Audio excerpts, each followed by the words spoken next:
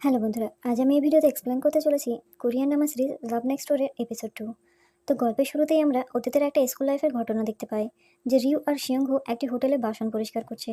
আসলে রিউ সেখানে একটি পার্ট টাইম জব করতে এসেছে আর সঙ্গে সিয়ংহোকে একটি সুন্দর জায়গা নিয়ে যাবো বলে তাকে সঙ্গে নিয়ে এসেছে। এরপর হোটেলের মালিক আরও বাসনপত্র পরিষ্কার করতে দিয়ে যায়। এ দেখে সিয়ংহো উঠে চলে আসে কিন্তু রিউ তাকে যেতে দেয় না। এরপর তারা কাজ করে সেখান থেকে একটি মার্কেটে আসে। রিউ সেখানে কিছু আর্টিফিশিয়াল স্টার কিনে। এ দেখে সিংহ বলে যে তোমার পার্ট টাইম জবের সমস্ত টাকা তুমি এইসবে নষ্ট করে দিলে।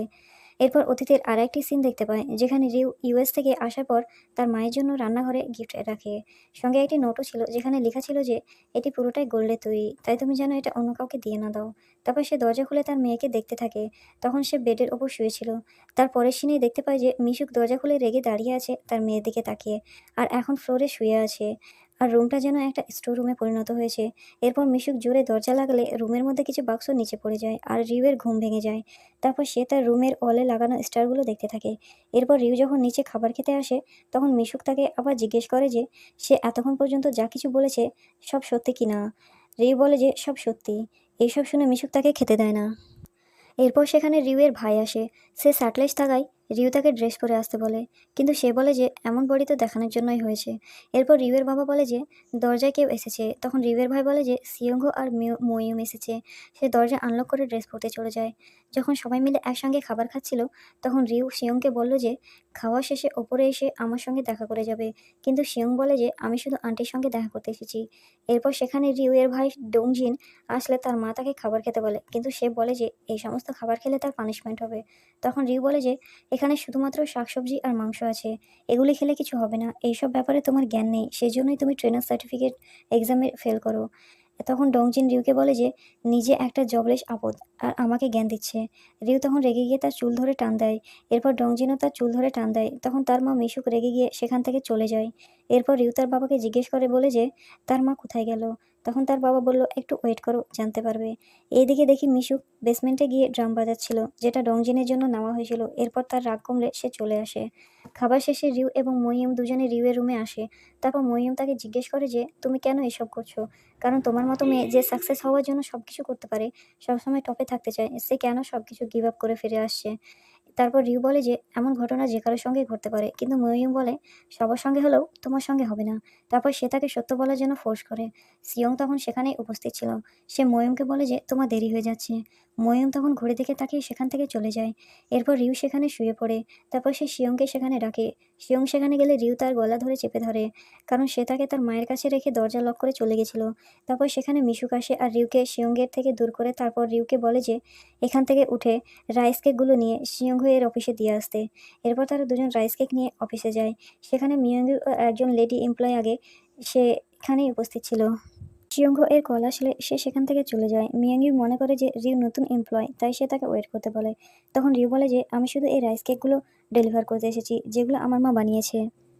মিয়ংগিও তখন রিউকে বলে যে তুমি কি সেই ছোটবেলার ফ্রেন্ড যার ব্যাপারে সিংহ আমাকে বলতো, আর আমিও তোমার সঙ্গে দেখা করার জন্য খুব এক্সাইটেড ছিলাম। তারপর সে তাদের ফার্মের ওপেনিং সেরেমনির জন্য তাকে ইনভাইট করে। এরপর সেখানে না ইউন আসে আর রিউকে সিংহ এর ব্যাপারে সব বলতে বলে। এরপর রিউ তার গল্প শোনাতে শুরু করে। সে বলে যে 1995 সালের এক গরমের দিনে তার সঙ্গে আমার দেখা। বাকি দিনগুলোর মতো সেদিনও আমি খেলা করে বাড়ি ফিরছিলাম। তখন আমি শিয়ংকে দেখে আমার বাড়ির সামনে দেখি দাঁড়িয়ে আছে। আমি তাকে হাত বাড়িয়ে হ্যান্ডশেক করতে চাইলে সে তার মায়ের পিছনে লুকিয়ে যায়। তার নাম জিজ্ঞেস করলেও সে বলতে পারে না, কারণ সে কোরিয়া জানতো না। অ্যান্টি হিউক যখন কাজের জন্য বাইরে যেত তখন সিয়ংকে আমাদের কেয়ারে রেখে যেত, কারণ আমার মা তখন বেবি সিটারে কাজ করতো। সেই থেকে আমি সিয়ংয়ের জন্য খেলাঘর তৈরি করি, তার দেখাশোনা করতে শুরু করি। তার জন্য আমি খেলনা দিয়ে প্রাসাদ বানাই এবং তাকে আমি রাজার মতো রাখি। আমি তার সঙ্গে এঙ্গেজমেন্টও করি। তারপর তার বাথরুম করানো থেকে খাওয়া দাওয়া সব আমি করিয়ে দিই। তাকে প্রতিবেশীর বাচ্চাদের সঙ্গে সাক্ষাৎ করিয়ে দিই। তাকে টাকা পয়সার ব্যাপারে শিখিয়ে দেওয়া, ধরতে গেলে আমি তাকে মানুষ করেছি। তারপর সেখানে সিয়ং আসে আর সবাইকে বলে যে এগুলি সব রং ইনফরমেশন, সে যা কিছু বলেছে সব মিথ্যা। কিন্তু বাকিরা সেটা বিশ্বাস করে না। তাই সিয়ং এবার নিজেই তার গল্প শোনাতে থাকে। সে বলে যে আমি প্রথম যেদিন তাকে দেখি সে খুব নোংরা ছিল, আর যখন আমার মা আমাকে তাদের বাড়িতে রেখে যেত সে সবসময় আমাকে জ্বালাতো। আমার খেলনা দিয়ে বানানো প্রাসাদে যখন আমি শান্তিপূর্ণভাবে কাজ করতাম সে সবসময় এসে সেটি ভেঙে দিত। এমনকি সে আমাকে হ্যারাসমেন্টও করতো। যখন আমি বাথরুম যেতাম সে দরজা খুলে দিত। সে আমাকে বাধ্য করে কোরিয়ান বলতে। সে সবাইকে আমার সঙ্গে ভালো ব্যবহার করতে বলত, কিন্তু সে নিজেই আমার সঙ্গে খারাপ করত। শুধু এই নয়, এরপর তো সে আমার জমানো টাকাও ছিনিয়ে নিত চকলেট আর আইসক্রিমের জন্য। এরপর বর্তমান ঘটনায় ফিরে এসে দেখি তারা দুজন লড়াই করছে। রিউ বলে যে, "তুমি তো নিজে থেকে বাথরুমে যেতেও পারতে না।" তখন সিয়ং বলে যে, "তুমি একটা বিকৃত বুদ্ধির মানুষ। তুমি আমাকে বাথরুম পর্যন্ত ফলো করতে।" তাদের লড়াই কন্টিনিউ চলতে থাকে। এরপর মিয়ুগি এবং না ইউন সেখান থেকে চলে যায়। আর সিয়ংয়ের ব্যাপারে কথা বলে যে তাকে এত বাচ্চার মতো ব্যবহার করতে কখনো দেখিনি। তাই মিয়ুগি বলে যে তারা হয়তো খুব ক্লোজ ফ্রেন্ডস। এরপর আমরা মিশুককে দেখতে পাই। সে মার্কেট থেকে যাচ্ছিল। তখন তার প্রতিবেশীরা তার মেয়ে রিউয়ের ব্যাপারে কথা বলছিল। এসব শুনে মিশুক আপসেট হয়ে যায়। তারপর সেখান থেকে চলে যায়। এরপর আমরা রিউকে দেখতে পাই সে তার ছাদের ওপর খাবার বানাচ্ছিল।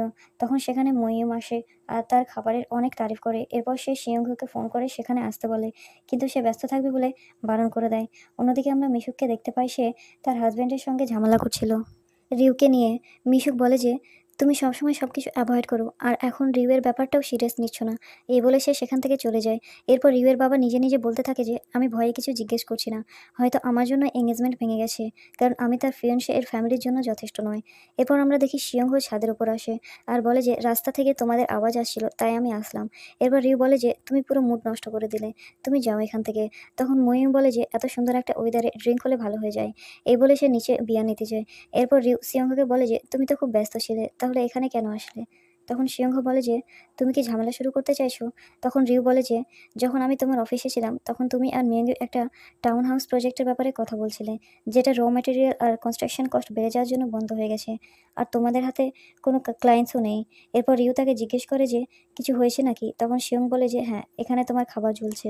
এরপর রিউ তাকে খাওয়ার জন্য বললে সিয়ং বলে যে, "আমার খাবারটি আমি বানাবো।" তখন রিউ বলে যে, "তুমি আমার প্রাইড নষ্ট করছো। আমি যখন ইউএসএ ছিলাম তখন আমি কোরিয়ান ফুড বানাতাম। আর আমার একটি চ্যানেলও ছিল যেটা ভিডিও পোস্ট করতাম।" তখন সিয়ং বলে যে, "হ্যাঁ, আমি দেখেছি।" এরপর সিয়ং বলে যে, "তুমি আর কতদিন সবার কাছ থেকে সত্যিটা লুকাবে? তোমার তোমার মাকে সত্যিটা বলে দেওয়া উচিত।" এরপর রিউ তার কাছে গিয়ে বসে আর তাকে বলে যে, "তোমাকে এখানে মা পাঠিয়েছে। তাই তুমি আমার কাছ থেকে সব সত্য জানতে এসেছো।" এই বলে সে তার গলা চেপে ধরে। এরপর আমরা মিশুককে দেখতে পাই। সে তার সানালিলা এর নাম্বারে ফোন করে কিন্তু সে ফোনটি রিসিভ করে না। তখন সে রুম থেকে বাইরে আসলে রিউয়ের সঙ্গে দেখা হলে সে ফোনটি পকেটে ঢুকিয়ে নেয়। তারপর রিউ তাকে জিজ্ঞেস করে যে, "তুমি কাকে ফোন করছিলে?" মিশুক কিছু না বলায় সে ফোনটি জোর করে নিয়ে নেয়। তারপর রিউ দেখে যে তার মা তার এক্স বয়ফ্রেন্ডকে ফোন করছিল। এটা দেখে রিউ তখন রেগে যায় আর তার মাকে বলে যে, "আমি তো অলরেডি বলেছি যে আমাদের মধ্যে আর কিছু নেই। তাহলে তুমি কেন তাকে ফোন করছো?" এই বলে সে নাম্বারটি ডিলিট করে দিয়ে সেখান থেকে চলে যায়। তারপর আমরা সিয়ং আর মিয়ংইউকে দেখতে পাই।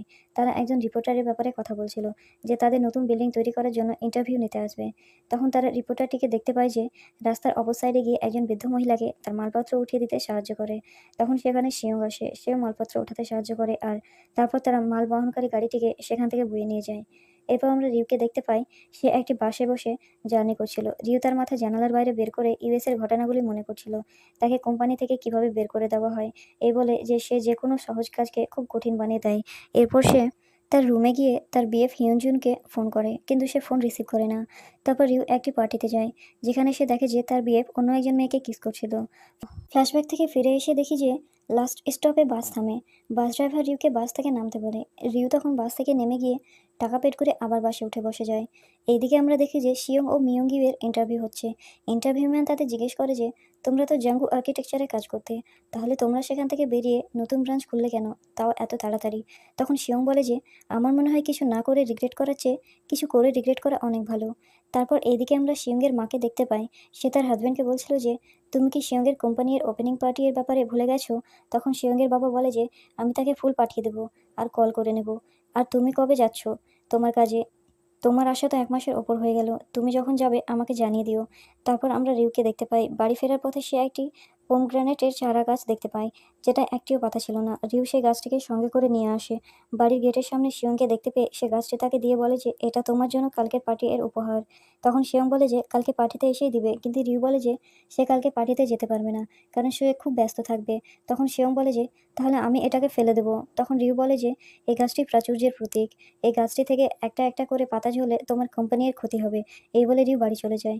এরপর আমরা রিউ এর মাকে দেখতে পাই। সে পার্টিতে যাওয়ার জন্য রেডি হয়েছে আর রিউ এর দেওয়া গোল্ডের ব্রাচটা খুঁজছিল। এরপর রিউ ও সেখানে এসে এদিক সেদিক খুঁজতে থাকে। তখন সে দেখে যে তার দেওয়া কসমেটিক্স গিফটগুলো তার মা ইউজ না করে সেগুলো তুলে রেখেছে যত্ন করে। রিউ তার মাকে সেগুলোর ব্যাপারে জিজ্ঞেস করলে তার মা বলে যে, "এগুলো আমি ভালো কোনো অকেশনে পরার জন্য রেখেছি।" তখন রিউ বলে যে, "এগুলোর এক্সপায়ারি ডেট আছে। ডেট পার হয়ে গেলে আর ব্যবহার করা যাবে না।" তারপর তার মা তাকে সেগুলো রাখতে বলে সেখান থেকে চলে যায়। এরপর আমরা পার্টিতে এসে দেখি যে শিয়ং তার মা আর তার আন্টি মিশুকের সঙ্গে তার ফ্রেন্ডদের সাক্ষাৎ করিয়ে দেয়। তখন মিয়ংগি মনে করে যে মিশুক শিয়ংয়ের মা। তখন মিশুক হিউসিয়কের কথা বলে যে ইনি শিয়ংয়ের মা আর আমি তার ফ্রেন্ড। এরপর আমরা দেখি পার্টিতে হিউসিয়কের বাকি ফ্রেন্ডরা আসে। তিনি সবার সঙ্গে তার ছেলের মিট করিয়ে দেয়। এরপর আমরা দেখতে পাই মিশুক, হিউসুক আর তার ফ্রেন্ডরা সবাই মিলে খাবার খাচ্ছিল। তখন তারা রিউয়ের বিয়ের ব্যাপারে জিজ্ঞেস করছিল। তখন তাদের মধ্যে একজন বলল যে রিউয়ের বিয়ে তো ক্যান্সেল হয়ে গেছে। কিন্তু মিশুক তখন বলে যে আসলে আমরা বিয়েটা একটু দেরিতে করব। সমস্ত কিছু অ্যারেঞ্জমেন্ট করতে একটু সময় লাগবে। তাই এখন বিয়েটা পোস্টপোন রেখেছি। এরপর আমরা শিয়ংকে দেখতে পাই সে তার বাবার সঙ্গে ফোনে কথা বলছিল। তখন সে রাস্তায় রিউকে দেখল। এখানেই সিন কাট হয়। এরপর আমরা মিশুককে দেখি সে বাথরুমের মধ্যে ছিল।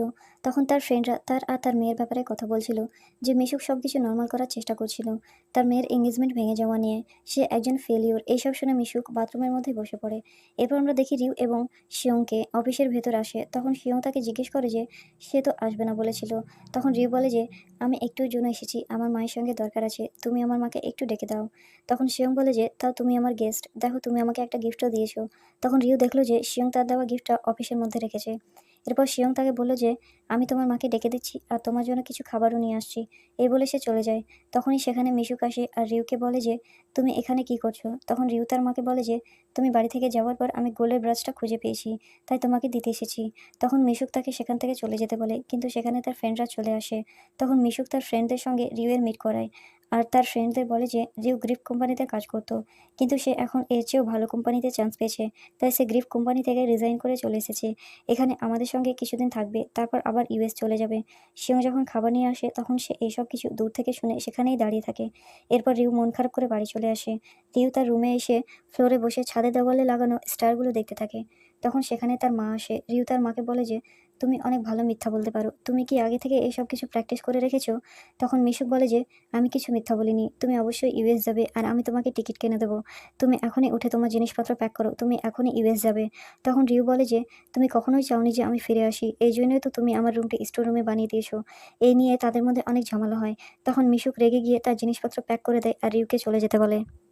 রিউ তখন তার মাকে বলে, "তুমি কি পাগল হয়েছো? তুমি আমাকে জিজ্ঞেস তো করবে যে আমি কি ভুল করেছি?" মিশুক তখন বলে যে, "হ্যাঁ, তুমি আমাকে পাগল বানিয়ে দিয়েছো। তোমাকে কত কষ্ট করে বড় করেছি। পড়াশোনা করে স্কলারশিপ পেয়ে ইউএস গিয়ে ভালোভাবে জীবন কাটাবে ভেবে এখানে আমরা কষ্ট করছি। আর তুমি কিভাবে আমাকে আমার পেছনে ধোঁকা দিতে পারো?" রিউ তখন রেগে গিয়ে বলে যে, "এঙ্গেজমেন্ট ভেঙে দেওয়া বা জব ছেড়ে দেওয়াতে তোমাকে কিভাবে ধোঁকা দেওয়া হলো? তুমি চাও আমি তোমার লাইফ কভার করি। কিন্তু আমি কেন করব সেটা?" এই বলে রিউ সেখান থেকে চলে যায়। রিউ বাড়ি থেকে বেরিয়ে যাওয়ার সময় শিয়ং সেখানে দাঁড়িয়ে ছিল। এরপর শিয়ং রিউকে খুঁজতে খুঁজতে একটি পার্কের মধ্যে আসে। সেখানে এসে সে দেখল রিউ একটি দোলনায় ভূতের মতো বসে আছে। রিউ তখন শিয়ংকে বলল যে, "তুমি কি করে জানলে যে আমি এখানেই আছি?" শিয়ং তখন বলল যে, "তুমি অন্য কোথাও যাওয়ার জন্য ভাবতেই পারো না।" রিউ তখন বলল, "এই প্লেগ্রাউন্ডটা আগের থেকে অনেক সুন্দর হয়েছে। চলো এবার অন্য কিছুর সঙ্গে খেলা করি।" রিউ জঙ্গল জিমের কথা বললে শিয়ং তাকে বারণ করে। এরপর রিউ বলে যে, "তুমি আগের মতো এখনো ভয় পাচ্ছ।" এই বলে রিউ ওপরে উঠে বসতে যায়। তখন শিয়ং অলরেডি উঠে বসে থাকে। তারা দুজন বসে ছোটবেলার কথা বলতে থাকে। তখন বৃষ্টি শুরু হয়। রিউ সেখানেই বসে থাকে, কিন্তু শিয়ং একটি ছাতা কিনে নিয়ে এসে ওপরে বসে। রিউ সেটা দেখে বলে যে, "একটা ছোট ছাতায় দুজনে কি করে হবে?" এই বলে সে ছাতাটা নিজের দিকে টেনে নেয়। এরপর রিউ শিয়ংকে তার ছোটবেলার কথা বলতে থাকে আর অনেক হাসে। তখন শিয়ং ছাতাটি বন্ধ করে দিয়ে রিউকে বলে যে, তার কান্না পেলে সে কান্না করে নিক, জোর করে হাসার কিছু নেই। এরপর রিউ অনেক কান্না করে। এইদিকে মিশুক রিউয়ের জিনিসপত্র রুমে নিয়ে এসে তার রুমটি ঠিক করে আর তার জন্য ফ্লোরে বিছানা পেতে দেয়। তখন সে গোল্ডের ব্রাশটি দেখতে পেয়ে অনেক কান্না করে। আর এইদিকে আমরা দেখি রিউ শিয়ংকে বলে যে সে যেন এখন যা কিছু হলো সবকিছু ভুলে যায়। শিয়ং তখন বলে যে, "আমি অলরেডি ভুলে গেছি।" এরপর তারা সেখান থেকে চলে যায়। এরপর আমরা দেখি মিয়াংইউ যখন অফিসে বসেছিল তখন নাইউন এসে তাকে বলে যে, "আমাদের যে ক্লায়েন্ট ছিল তাকে আমি রাজি করিয়ে নিয়েছি। সে আমাদের ডিজাইনে কাজ করবে।" এই শুনে মিয়াংইউ তখন শিয়ংকে ফোন করে। এখানেই সিন কাট হয়। এরপর রিউ বাইরে থেকে বাড়ি ফিরে এসে তার রুমে গিয়ে দেখে যে তার রুম খুব সুন্দর করে সাজানো হয়েছে। তারপর রিউ দৌড়ে তার মায়ের কাছে গিয়ে তাকে জিজ্ঞেস করে যে এইসব কে করেছে। তখন তার বাবা বলে যে, "তোমার মা শিয়ংকে বলেছিল তোমার রুম ডেকোরেট করতে।" তারপর ফ্ল্যাশব্যাকে দেখায় যে মিশুক শিয়ংকে ফোন করে রিউয়ের রুমটি রিডেকোরেট করার জন্য অফার দেয়। তারপর শিয়ং সেই রুমটি খুব সুন্দর করে সাজায়। আর তখন তাকে মিয়ংগি ফোন করেছিল, কিন্তু সে ব্যস্ত থাকায় ফোন ধরা হয়নি। এরপর ফ্ল্যাশব্যাক থেকে এসে দেখি মিশুক রিউয়ের পছন্দ মতো সব খাবার বানিয়েছে। তারপর একসঙ্গে সবাই মিলে খাবার খেলো। রিউ খাওয়া শেষে নিজের রুমে এসে ঘুমানোর চেষ্টা করে, কিন্তু তার ঘুম আসে না। না। তখন সে তার রুফ ওয়ালের দিকে তারাগুলো দেখতে থাকে, যেগুলি খুব সুন্দর করে সাজানো হয়েছে। তারপর রিউ শিয়ংকে ফোন করে বলে যে, "তুমি আমার রুমটা এত সুন্দর করে কিভাবে সাজালে? পুরো ম্যাজিক করে দিয়েছো।" তখন শিয়ং তাকে তার পুরনো কথা মনে করিয়ে দিয়ে বলে যে, "আগে যেভাবে তোমার রুমটি সাজানো ছিল, যেখানে তুমি তোমার ক্রাশের জন্য চিঠি লিখতে, কান্না করতে, সেভাবেই সাজিয়ে দিয়েছি।" তখন রিউ তাকে চুপ করতে বলে, কারণ সে লজ্জাজনক ঘটনাগুলো মনে করতে চায় না। এরপর শিয়ং তাকে বলে যে, "তোমার জানালার পর্দাগুলো ভালোভাবে বন্ধ করে রাখবে।" তখন রিউ পর্দাগুলো সরিয়ে দেখে সামনের জানালায় শিয়ং দাঁড়িয়ে আছে। রিউ তখন, "তুমি এখানে কি করছো?" জিজ্ঞেস করায় শিয়ং বলে যে, "এইজন্যই তোমাকে পর্দাগুলো ভালোভাবে লাগিয়ে রাখতে বললাম, যেন আমাকে তোমার বোরিং ফেস দেখতে না হয়।" তখন রিউ তাকে বলে যে, "তুমি কেন এ নিয়ে চিন্তা করছো? তুমি তো এখানে থাকোই না।" শিয়ং তখন বলল যে, "আমি এখন থেকে এখানেই থাকবো।" এরপর তারা দুজন দুজনের দিকে তাকিয়ে থাকে। আমাদের এপিসোড 2 এখানেই শেষ হয়। Thank you.